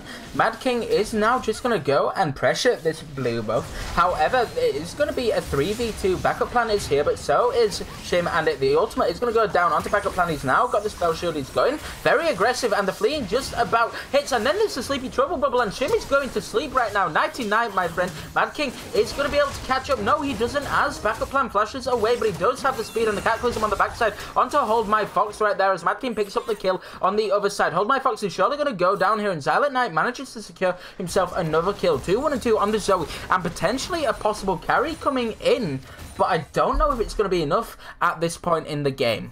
And Oracle, they are trying to fight back. They utilize the fact that the only person fed right now on the side of Hillero Esport is Villatsen, but well, it's not going to be enough. The bot lane turret falls. Solo gold going into the pockets of Villatsen. 600 gold, that is, because it's pre-14th minute as well. Mad King starts up the second Ocean Drake, and it's not going to matter to Hillero too much because the laning phase is essentially over for them. They're just going to be able to group up and utilize the fact that Tristana is going to be dealing ungodly amounts of damage. Well, for a 5k gold lead, and the thing that can save Oracle right now is either a miracle or them catching someone out, most namely Villatsen. It's definitely going to have to be a little bit of a miracle right there. I want to bring your attention, everybody, to the gold on this Tristana. You are over 4,000 gold ahead right now of this Veigar in the bottom lane. You are so strong. 1,000 gold shutdown. You have the Infinity Edge. You've got the seal for the extra crit item. You are running now to the top lane. Space Viking 1-0-1 is going to get slapped up really, really hard by Villadsen, chilling out on this Tristana. Granted, he's a level down, but I think the Infinity Edge and the Zeal more than make up for the lack of a single level at the moment. And they definitely, I mean, they do, essentially. Jesus Christ, 8-0 at 12 minutes, that's still disgusting. I mean, Tristana, the lucky thing for KMG Oracle right now is that Tristana doesn't necessarily snowball too well, right? Like someone like Lucian, but she is still a hyper carry. In the late game, the sooner she gets access to those items... We've got a catch on the bottom lane right now, and Shim is just going to get slapped up and put to sleep as well. The baby cage going down. You can go where, all the way home, my friend, but unfortunately, you got caught out there, and now it looks like we're going to see Mad King tapping up towards this top turret here, and we're going to get a potential 3v1 as the Hex Flash is used, and so is the Oracle's Lens, and Space Viking has no idea. The Predator is propped, and now this is just going to be a straight up dive on the top lane at some point, and no, Space Viking's just going to start it off with the Cataclysm going straight onto the Tristana, but it's not going to be enough. The Ignite is down, and the damage there! Half your HP to nothing, just like that, with the explosive charge, getting the final proc from the auto, and pop goes the weasel. You're off back to base, I'm afraid. And Hold My Fox in the end tied to Zoe in the mid lane, but that doesn't matter. Tristana is going to be able to pick up these plays herself. So much solo gold once again going into Villatsen's pockets. It's absolutely disgusting. Rift Herald also being taken by Mad King and Tauber. Pretty much perfect cross-map plays right now. Shim just shimmy-shammying over there in that bot lane. Pretty much the perfect situation for him as that Rise, because he just wants to farm up, and right now, Hillero are in such a good spot. I cannot stress this enough. They have a late game teamfighting team, and they have themselves ahead. 9 kills on Tristana, able to pick up solo gold from 4 plates together with that top lane turret. It's just absolutely disgusting right now, and KMG Oracle should rename themselves to KMG Miracle, because Jesus Christ, they're gonna have to pray to him.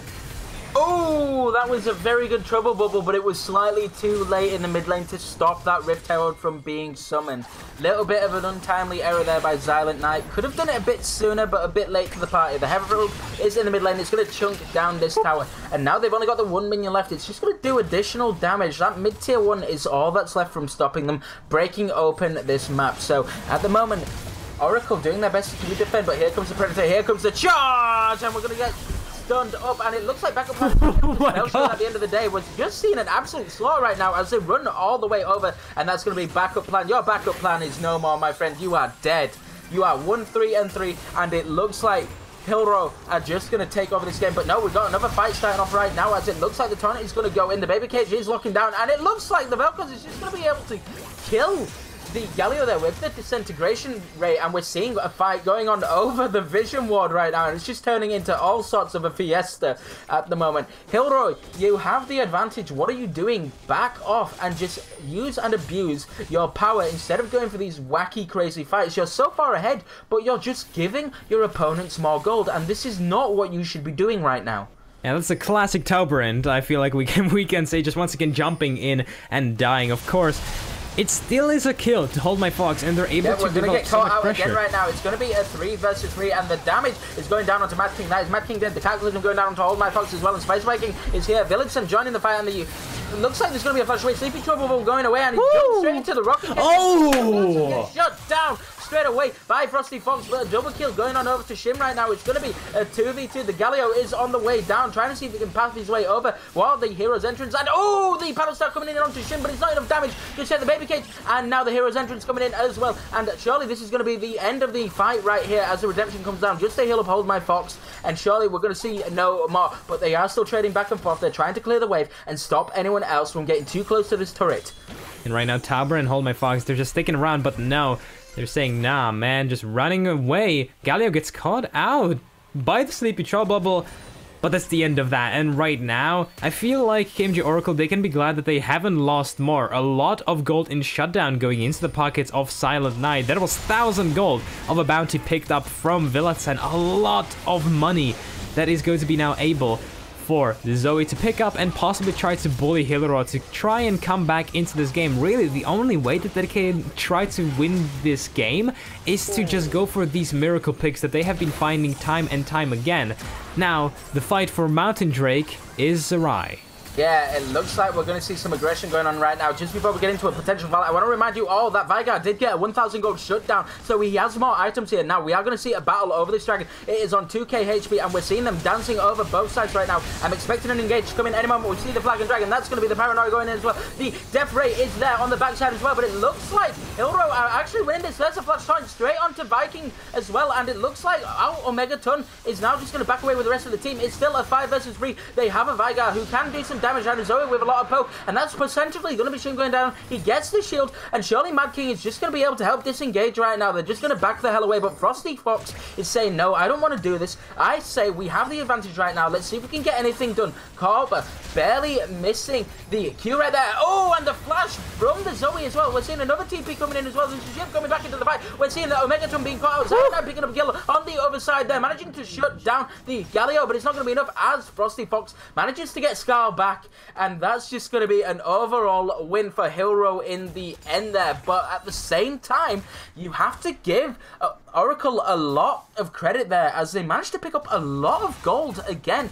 But I don't think at this point it's going to be enough. We are 17 minutes in when we are seeing what looks to be an 8,000 gold lead in favor of Hilro at the moment. Yeah, it's just such a big gold disparity now. In the mid lane, Shim and Space Viking are fighting, but Space Viking has to retreat or he's going to be forced into a Valhalla. In that fight, in that bottom side river, it looked so good for KMG Oracle. Vel'Koz was able to develop a mega ton of damage because he got the perfect life form disintegration rate, but in the end, he's not fed. He's 1 and 5. He hasn't even been able to finish that Luden's Echo, and so not enough damage was able to be produced from the side of KMG Oracle, and so they, in the end, just won the team fight. Now a mega ton, just trying his best to clear out that mid lane farm. As Hilro Esport, they just rotate around the map. Nothing for them to pick just yet, but in a minute and 14 seconds, this Baron will spawn. This Baron is going to spawn very, very soon. Ooh, a bit of miscommunication there with the pink ward, but look at Megaton. He might potentially go down here, but he should be very low. Nope.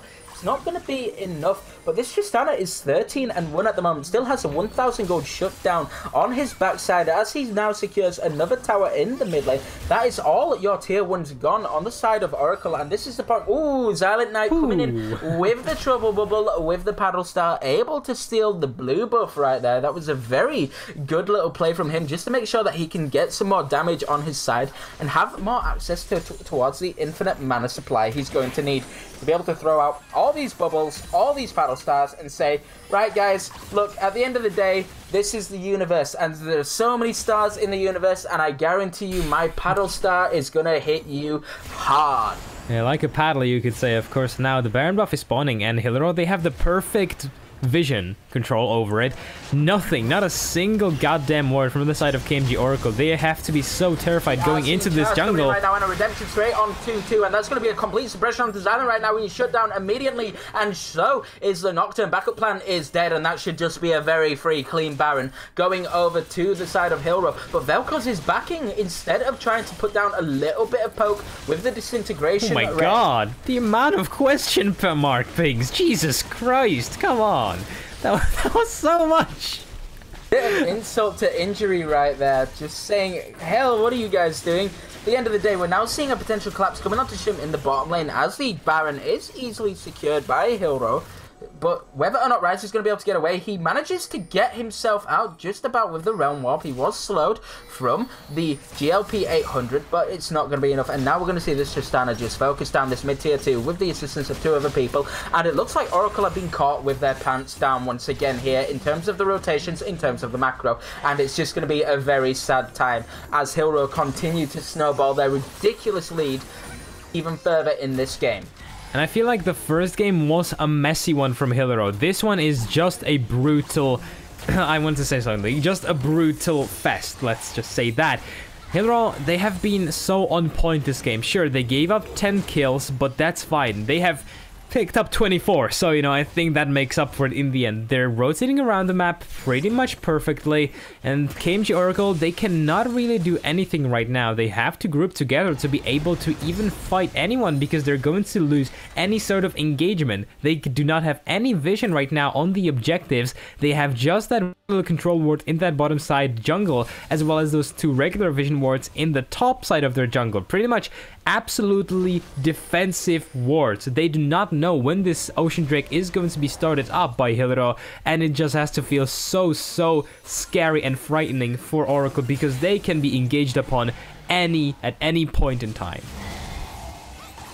A lot of time in terms of you are just going to keep and getting slapped up a lot of the time, and Shim just completely deletes backup plan in a 1 versus 3. He's getting assistance from the Hero entrance, and that's surely going to be Silent Knight going down there, accused straight into where he's going to return, and that's just a taunted up dead Veigar once again. And now Shim's maybe going to go down to the disintegration rate. He does have the damage on Omegaton, and Omegaton is literally saying, oh my god, there is a Megaton on my back right now. I don't know what else I can do. I am trying my physical best. I almost have as much gold on Omegaton as there is on the jungler, as there is on the top lane, as there is on Veigar in the bottom lane. And this Omegaton is doing his best, but I don't think it's enough, as Hold My Fox is getting very aggressive, and that's a cataclysm straight out there, and he's caught himself out in a 2v1 because he managed to kill the Vel'Koz in the process there.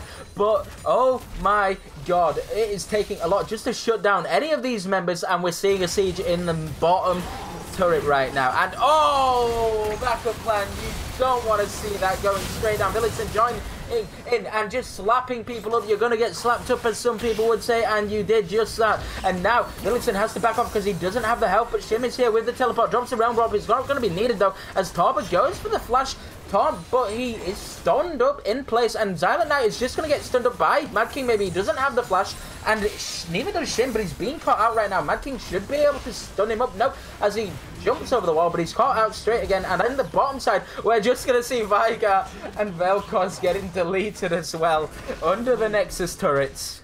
And Villagson is just popping off 19-1 on this Tristana. This guy is a mad man, not a mad king. But right now, the bottom tier turret is taken. Inhibitors are just falling for the side of KMG Oracle. And Hillero, they are showing us why they wanted to go 2-0 in these playoffs and why they want to go to Randers to play in the finals. Right, so we're seeing a lot of aggression coming out of Shim again right now, as he's just going to scare them away with the help from Villagson. Now, guys, one thing I want to remind you all is that our producer, Joey, who works for Tyler 1, always advertises every game is winnable, and KMG, this is still winnable game until that Nexus goes down, as we're going to see a final 6 going out right now. The Redemption goes down, the Cataclysm straight onto the backline, but Villagson is just going to completely delete. We're going to see the Paranoia coming in as well. He's near side, but it's not going to be enough as the flash, and Heal comes out as well. Disintegration rate, but he's going to get jumped straight onto, and that's going to be Pop goes the Weasel once again. Silent Knight is the only one left alive. He's now hiding under his Nexus turret. Sorry, yes, he's on the fountain, and the Hero's charge is coming out again, but that's just taunting, as Hillero just completely take over that game, smash the hell out of Oracle, and secure a straight up 2-0 and dumpster you out of that quarterfinal. And on they go into the semi-finals as they will be playing against Topaz. Semi-final that was going so well. Almost perfect. Almost there. Damn. What a disappointment. God damn, that ruined everything. However, what was a perfect game, essentially, was Hillera in that second one. While there were some mistakes from them, it was just impossible for KMG Oracle to even try and play because they were just running them down from minute one in that bot lane. Villitsen and Tauber, they got so fat. God damn it, it was disgusting. They were just hopping all over the place. Villitsen was pretty much playing Mario instead of League of Legends. Tauber was just taunting everyone, just saying them, hey, you're an idiot. And then they just came around and boop, Villitsen is already fat. 22-1, ladies and gentlemen, at the end of that game. A fun little fact, he dealt, wait, that is around 4 times the damage of Nocturne, I believe. Yeah. Oh my god. Yeah, that's, I mean, it's pretty much what we expected, right? Essentially. And it just proves that Hillera, they are such a good team. They know where they have to play through, and they can show us that they can play through different lanes. In the first game, it wasn't necessarily about Villitsen nor Tauber. It was more so around these solo laners. In this one, Villitsen got fed and he carried, and I feel like they are just such a scary team to be facing heading into those semifinals and possibly even the finals. Definitely, that was just a dominating second game from that of Hillero. Unfortunately, ladies and gentlemen, that is towards the end of the stream, but a final point I'd just like to throw out there. Towards the earlier stages of this game, when I was saying call the police because this is abuse, guys, we're going to need more than police. Get the army, get the Avengers, call Tony Stark. Even if you really want to, get in touch with somebody else. Darth Vader, who, well, I don't want to spoil Star Wars, even though it's kind of old now, but call Darth Vader, call whoever you can, because Hillero, after that game, they need to be slapped up a little bit in return, because that was too disgusting to watch in that second game.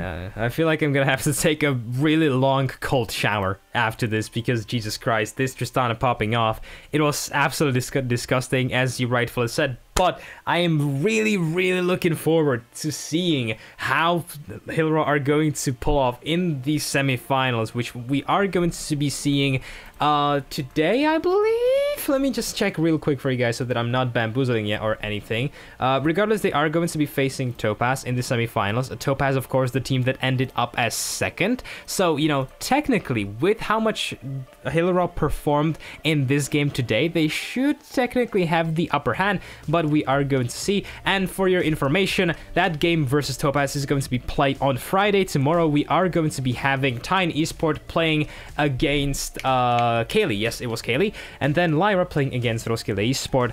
But first one at 8 p.m. and the second one at 10:30. So guys, of course, CET, make sure to tune in because damn, it's gonna be a couple of amazing games as we progress through the playoffs for the Wintersplit of Serenity Gaming.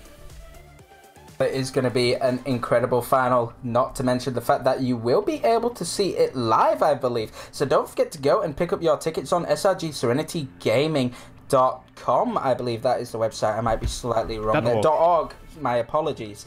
Anyway, guys, that is going to be the end of the stream. I am the Fat Man as your play-by-play, and joining me on the colour desk was Kerim, and a big shout out to Joey for the production for today's game. Thanks for watching, guys, and we'll see you all again for the semi-finals. See you. Have a good one.